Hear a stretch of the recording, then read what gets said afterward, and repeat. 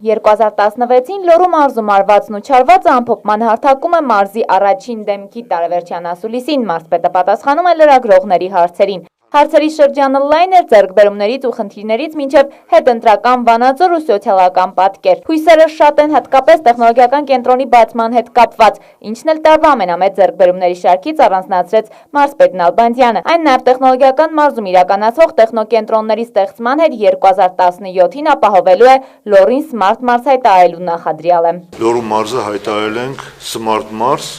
եւ ես վստահ եմ ու համոզված, որ մենք այդ ուղղությամբ դեռ լուրջ աշխատանքներ ունենք կատարելու եւ համոզված եմ, որ Smart գաղափարը բոլոր ոլորտներում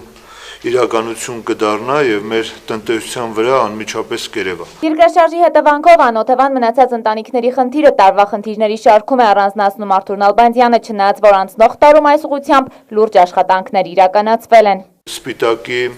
50 ընտանիքների համար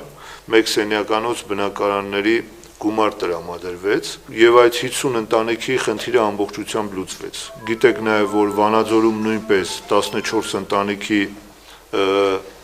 խնդիր էր բաց մնացել եւ այդ 14 ընտանիքներից 11-ի խնդիրը նույնպես լուծվեց, երկուսը հրաժարվեցին, մեկը ընդհանրապես չներկայացավ։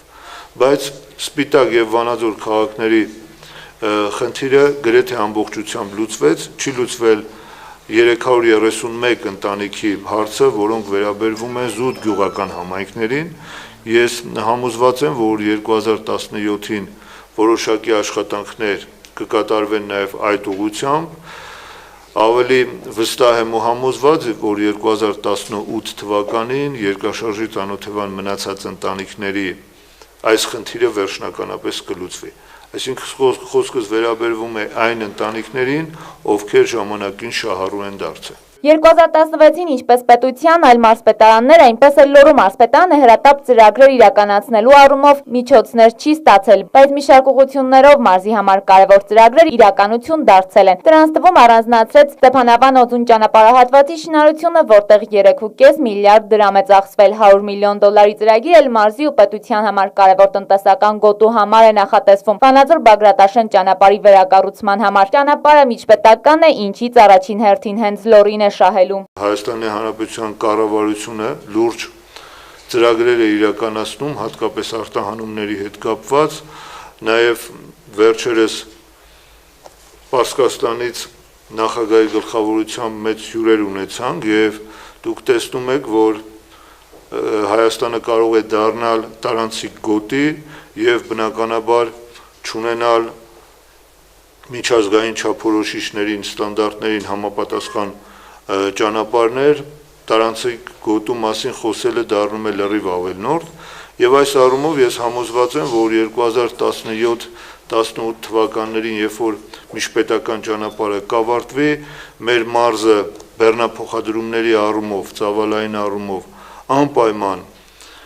ոչ թե կկրկնապատկվի, այլ կեռապատկվի եւ դա չի կարող իր ազդեցությունը չունենալ մեր մարզի եւ ընդհանուր Հայաստանի Հանրապետության տնտեսության վրա։ Մարզպետը խոշոր ծրագրերից առանձնացրեց նաև Վանաձորի բժշկական կենտրոնի շինարարությունը, որտեղ շինհրապարակը թեժ է եղել անցնող տարում։ Բժշկական կենտրոնի բացումը ոչ միայն շենքային պայմանների բարելավում է խոստանում, նաև ոլորտի բարելավում, սկսած բուրսարկավորումներից ու սպասարկումից վերջացած մասնագետների պատրաստվածությամբ։ Ծննդատան մասը համարյա թե ամբողջությամբ ավարտման փուլում է գտնվում, որը ֆինանսավորվում է Տաշիր բարեգործական հիմնադրամի կողմից,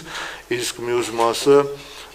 պետական բյուջեից եւ 2017 թվականի ընթացքում արդեն մենք կունենանք միջազգային ստանդարտներին համապատասխան նոր բժշկական կենտրոն։ Տարին բարենպաստ է եղել նաև արտադրական ձեռնարկատիրության առումով Տաշիրում արտադրվող պանիրը լայն սպառում է գտել ու հասել Ռուսաստանի Դաշնություն։ Զարգացած տնտեսության ճյուղերից արդյունաբերությունը եւ մասնավորապես հանքարդյունաբերությունը սկսել է դրական միտում արձանագրել 2016-ի վերջից։ Առաջընթացը դարձյալ պայմանավորված է համաշխարհային շուկայում մետաղի գների կայունացմամբ։ Այդուհանդերձ մարզի ու առավելապես մարզկենտրոն Վանաձորի տնտեսական զարգացումը մարզպետը կապում է փոքր ու միջին ձեռներեցության հետ։ Վանաձորի տնտեսության զարգացման ուղղությունները պետք է փոխել եւ նույնիսկ մենք ուշացրել ենք։ Եթե այս ամենը անեինք ժամանակին, եթե ժամանակին մտածեինք, որ ուղղակի Քիմպրոմը այլևս լոկոմոտիվ չի կարող լինել, մենք արդեն մի քանի տարի առաջ գոնե առաջընկած քայլերով կգնայինք, բայց հիմա գոնե հասկացանք, որ Քիմպրոմի հետ մեծ հույսեր կապել, որպես տնտեսության ամենակարևոր ճյուղ չի կարելի, եւ մենք պետք է մտածենք այլ ուղղություններով։ Խոշորացված համայնքների բնակչության սպասելիքներն էլ թեկուզ դանդաղ քայլերով, բայց արդարանալու են ու խոստացված ծրագրերն էլ իրականություն կլինեն հենց այս տարածաշրջանի բնակչության համար, վստահեցրեց Արթուր Նալբանդյանը։ Ասուլիսին քննարկվեցին այլ հարցեր, որոնց եւս տրվեցին պատասխաններ։ Եղեք ավելի արդար, քննադատող տեղին, որովհետև դա մեզ ավելի զգոն է պահում։ Մեկ անգամ եւս առիթ օգտագործեմ եւ բոլորիդ շնորհավոր եմ։ Հաջողություններ եմ ձեզ ցանկանում։ Անահիտ Կարապետյան, Համլետ Պապանյան, Մոլորակ։